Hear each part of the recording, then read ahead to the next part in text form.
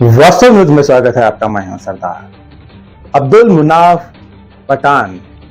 हजरत टीपू सुल्तान को एमएलए बसंत गौड़ा ने गाली गलौज की, इसीलिए अधिकारियों को ये मनवी कर रहे हैं ताकि इन पर कानून कार्रवाई क्यों नहीं हो पा रहा, क्योंकि बसंत गौड़ा पाटिल इतना खुलेआम गाली देते हैं तो ये दिल को ठेस पहुंचने की बात है। तो ये लेकर मुद्दा लेकर आज जिला अधिकारी के कचहरी पे आकर आज ये मेमोरंडम दे रहे हैं ताकि बसंत गौड़ा पाटिल एथनाल पर कानून कार्रवाई की जाए। देखेंगे एक रिपोर्ट।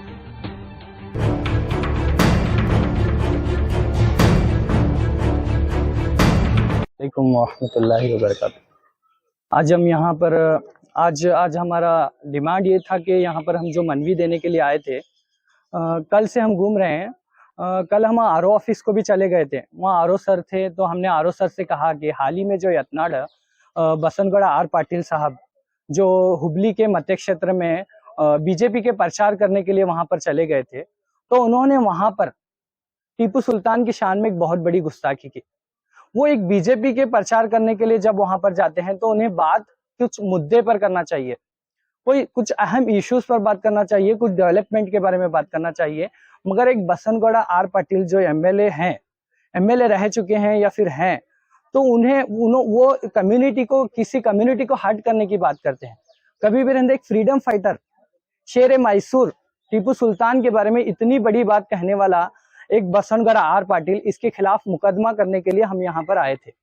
हम यहाँ पर डीओ डिपार्टमेंट में एमसी कमेटी यानी मीडिया मॉनिटरिंग और सर्टिफिकेशन कमेटी के पास हम यहाँ पर आए थे। तो हमने यहाँ पर आके उन्हें एक मनवी पत्र दिया कि आप इस पर कोई ना कोई, हमने उन्हें ये डिमांड किया कि आप इस बसंत गौड़ा आर पाटिल के खिलाफ कुछ मुकदमा करें, उसके ऊपर कुछ एफआईआर दर्ज करने की कोशिश करें। तो उन्होंने हमें बहुत अच्छा कोऑपरेट किया। यहाँ पर आने के बाद मैं ये बात कहना चाहता हूँ, एक शेर मैसूर टीपू सुल्तान के बारे में इतनी बड़ी बात, जो एक बेस्ट फ्रीडम फाइटर, अगर जंग आजादी में अगर किसी का नाम लेना है, अगर जंग आजादी की शुरुआत करना है, तो तुम्हें टीपू सुल्तान का नाम लिए बिना तुम्हें जंग आजादी की शुरुआत नहीं कर सकते। ये वो टीपू है जो अपने 2 बच्चों को गिरफ्तार रखकर जंग आजादी के लिए लड़ा था। ये वो टीपू के बारे में ऐसी बात करते हैं, ये देशद्रोही लोग। टीपू को कभी इनका और कंपैरिजन, टीपू यहाँ है तो सावरकर यहाँ है, टीपू और सावरकर का कंपैरिजन करके बार बार यत्नाड़ एक कम्युनिटी के बीच में अमन और शांति को खत्म करने की कोशिश कर रहे हैं। मेरी एक खास कर विनती है, आज मैं अपील करता हूं कि ये जो बसंत गौड़ा आर पाटिल हैं, जो बार बार भड़काऊ भाषण देकर किसी कम्युनिटी को हट करके एक इस बीजापुर शहर की अमन और शांति को खत्म करने की कोशिश कर रहे हैं। हालांकि एक सुप्रीम कोर्ट का ऑर्डर भी पास हो चुका है कि जो भी हेड स्पीच करता है डायरेक्ट उसके ऊपर सोमोटो कंप्लेंट एफआईआर दर्ज होनी चाहिए। ये सोमोटो, इतना सुप्रीम कोर्ट का ऑर्डर पास होने के बाद भी उस सुप्रीम कोर्ट ऑर्डर की ये मानते नहीं है। आखिर ये किसकी तो मानते हैं? इनके पास सुप्रीम कोर्ट की भी वैल्यू नहीं है, ना हाई कोर्ट की वैल्यू है, ना डिपार्टमेंट की वैल्यू है। तो फिर ये आखिर करना क्या चाहते हैं? ये एक डेमोक्रेटिक मुल्क है, एक सेकुलर मुल्क है। यहाँ पर हमें एक सेकुलरिज्म को कायम रखते हुए जो डेमोक्रेसी हमें बताती है, हमें उसके तहत चलना चाहिए। बल्कि ये बसंत गौड़ा आर पाटिल वो डेमोक्रेसी को कहीं ना कहीं खत्म करने की कोशिश कर रहे हैं। एक डेमोक्रेटिक मुल्क को डेमोक्रेसी नहीं कहना चाहते, ये एक हिंदू राष्ट्र की तरफ ले जाने की कोशिश कर रहे हैं। ये डेमोक्रेटिक मुल्क है, यहाँ हिंदू हैं, यहाँ मुसलमान हैं, यहाँ अमन और शांति है, यहाँ प्यार मोहब्बत है हम सब लोगों के बीच में। इस मोहब्बत को ये खत्म करने की कोशिश और साजिश और एक प्लानिंग चली इस है। ये हिंदुत्ववादी एमएलए है, हिंदू का एमएलए नहीं है। मेरी आज यहाँ एक मंच पर एक बात कहना चाहता हूँ, ये हिंदुओं का एमएलए नहीं है, एक हिंदुत्ववादी एमएलए।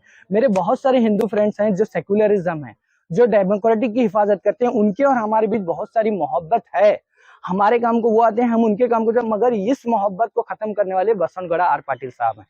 एक कुत्ता छाप एमएलए एक शेर मैसूर टीपू सुल्तान के बारे में ऐसी बात करने से पहले बहुत बार उसको सोचना चाहिए कि मैं किसके बारे में बात करना चाहता हूँ। इससे पहले बहुत बार एमएलए यत्नाड़ साहब मुसलमान कम्युनिटी के खिलाफ कह चुके हैं। वो कहते हैं कि हिजाब और बुर्का पहनने वाले मेरे ऑफिस के करीब नहीं आना। कभी बहुत सारे इश्यूज पर वो बात करते हैं, कभी मदरसों को बंद करने की बात करते हैं। तो इनकी क्या मजाल कि ये मदरसों को बंद कर सके? इनकी क्या औकात है? इसकी क्या औकात कि जो ये मदरसों को बंद कर सकता, कुछ भी नहीं कर सकता। इस एमएलए को बाखबर रहना चाहिए।